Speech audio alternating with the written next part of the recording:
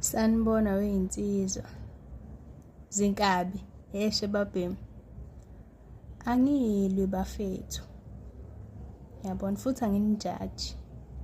Kodwa awukwazi ukuthi uyijongo. Uthandane nentombi ehamba edolobheni isonke nge-tight. Edolobheni igqoka i-tight. Iveze isibombo obala. Yabona?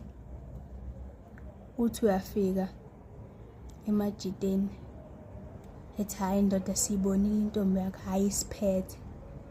Isiphethe ini? Uzwa kanjani nje wena uyindoda? Kufika kanjani?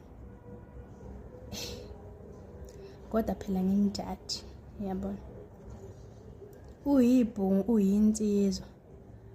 Uthandane nentombazane noma ushele intombazane ifaka icici la ekhaleni. Ifaka icici la. Ifaka icici olimini. Ifaka icici la enkabeni. Uyijongo. Hayi. Thina sazi ukuthi amacici awasendlebeni kuphela. Ngiyabona. Yes. Uyijongo, uthanda nentombi ephuza utshwala.